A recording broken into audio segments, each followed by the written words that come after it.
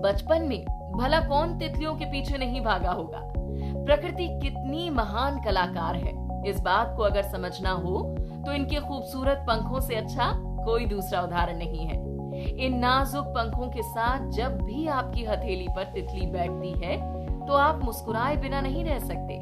लेकिन क्या आपको पता है कि इनके 2 नहीं बल्कि 4 पंख होते हैं जो कि पूरी तरह ट्रांसपेरेंट होते हैं।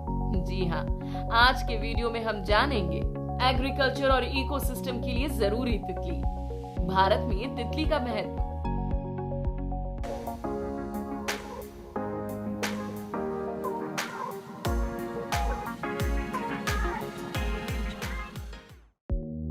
तितली पूरे विश्व में पाई जाती है। तितली के जीवन चक्र में 4 चरण होते हैं: अंडा, लार्वा, कैटरपिलर और वयस्क तितली। तितलियां मेटामॉर्फोसिस प्रोसेस से गुजरकर एक अंडे से वयस्क तितली बनने का सफर तय करती हैं। तितली के मुंह के आगे एक एंटीना होता है जिसकी मदद से वो हर प्रकार की गंध को सूंघ सकती है। तितली का दिमाग भी बहुत तेज होता है। तितलियां ठंडे खून वाली होती हैं। ये तभी उड़ सकती हैं जब इनके शरीर का तापमान 29 डिग्री सेल्सियस होगा।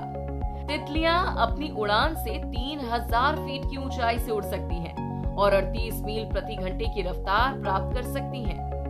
तितलियां सुन नहीं सकती, लेकिन ये वाइब्रेशन महसूस कर सकती हैं। ये अंटार्कटिका छोड़कर हर महाद्वीप पर पाई जाती हैं। तितली भी मधुमक्खियों की तरह फूल से रस चूसती हैं और जिंदा रहती हैं। मोनार्क नाम की तितली लंबे भ्रमण और पलायन के लिए जानी जाती हैं। ये हर साल 4000 किलोमीटर तक की दूरी तय करती हैं। तितली का जीवन 2 से 4 हफ्तों का होता है, लेकिन कुछ प्रजातियां 9 महीने तक जिंदा रहती हैं। तितलियां हमेशा पत्तों पर अंडे देती हैं। ये अपने पैरों से पता लगा लेती हैं कि कौन सा पत्ता अंडा देने के लिए सही है या नहीं। तितली की आंख में 6000 लेंस होते हैं जिनकी मदद से ये अल्ट्रावायलेट किरणें देख सकती हैं। जिस अंडे से तितली बाहर निकलती है, उसी अंडे का पहला छिलका उसका पहला भोजन होता है।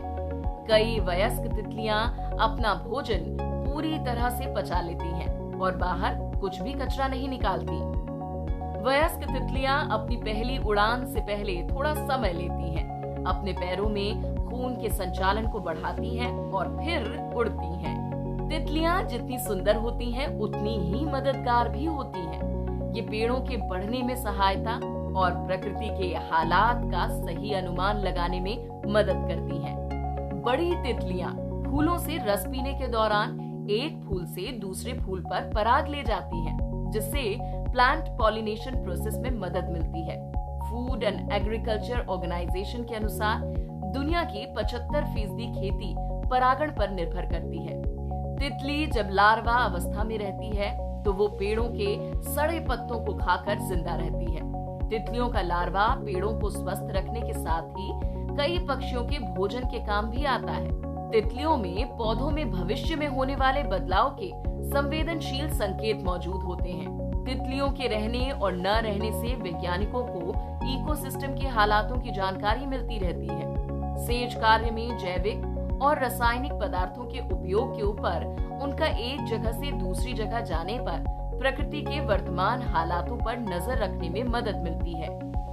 तितलियों की आबादी को बेहतर एनवायरमेंटल कंडीशंस के संकेतक के तौर पर जाना जाता है, लेकिन प्रदूषण, कीटनाशकों के उपयोग, जंगलों की कटाई और जलवायु परिवर्तन की वजह से तितलियों की आबादी पर संकट मंडराने लगा है। जूलॉजिकल सर्वे ऑफ इंडिया के अनुसार भारत में तितलियों की 1318 प्रजातियां दर्ज की गई हैं। तितलियों की संख्या में सुधार के लिए कर्नाटक, हिमाचल प्रदेश, महाराष्ट्र, मध्य प्रदेश के इंदौर और भोपाल के साथ उत्तर प्रदेश में तितली पार्क बनाए गए हैं। प्रकृति को खूबसूरत और सुचारू बनाए रखने के अलावा ये कि छोटे से जीवन में भी धरती पर बड़ा असर छोड़ने की सीख देते हैं। इसी प्रकार की रोचक जानकारियों के लिए हमें फॉलो करते रहें।